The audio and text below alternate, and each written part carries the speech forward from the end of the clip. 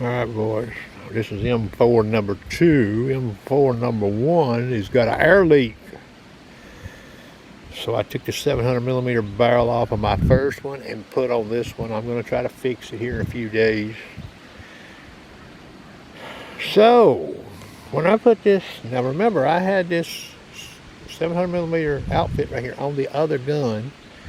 It was shooting these Zen 25.5s, boys, awfully good. Okay, now it's a little windy out here. How close are these guns? Now I put 120 bar on the reg on this one, just like the last one. You see the chronograph there. She's running about 966, 967, 968, and I'm going to tell you something. This gun right here has a tighter extreme spread versus the other one. But that may have something to do with I need to take the valve rod out and polish it. Okay, this gun don't have a lot of shots in it right here. Okay, probably about 65 total, if that. So I shot it over here at 50 yards. Now I put me a little higher mount on this gun. I'm going to stick with these 1.25s. I believe the ones are a little too short for me. I put the same scope back on this gun. Now, I had shot some pellets out of this, but I had a 600mm front end on it.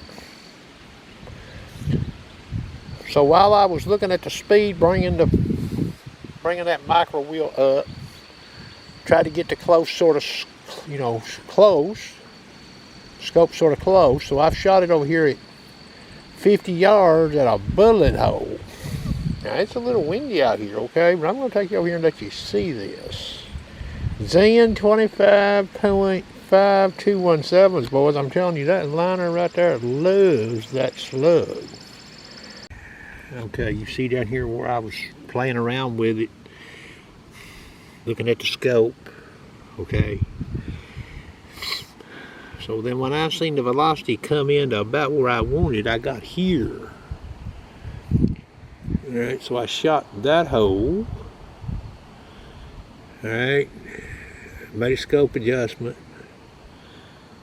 Now, you see those two holes on the right there?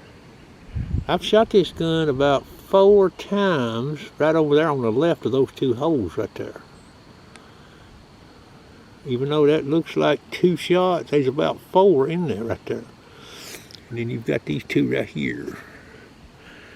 Alright, if you showed up with Grandpa's rifle, you would be in trouble competing against this outfit, probably.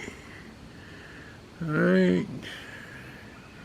It's a little windy out here. Now, I didn't want to shoot this gun a whole lot with this wind out here, but I got a buddy who's got a groundhog needs to be taken care of, and I want to try to do it with his air gun, so I had to get me one in commission.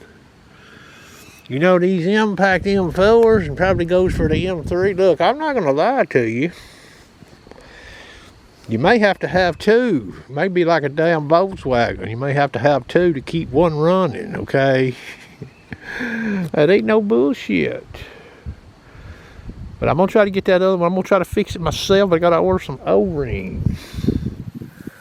And look at the internet and see if I can do it. I believe I can do it. It's a pretty good leak on that gun. I noticed it the last time I used it. And then the time before that, I sort of had a pretty good hunch.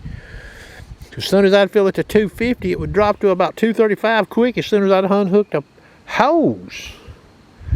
Sometimes, the air can cool off and one of them pumps will drop a little bit, but I ain't never seen one drop that much. Well, I've confirmed it. It's leaking. Maybe leaking out the valve, out the end of the barrel. I ain't got no balloons to put on it. That's going to conclude the video. That right there will probably get me close enough to bust that old boy's groundhog for him.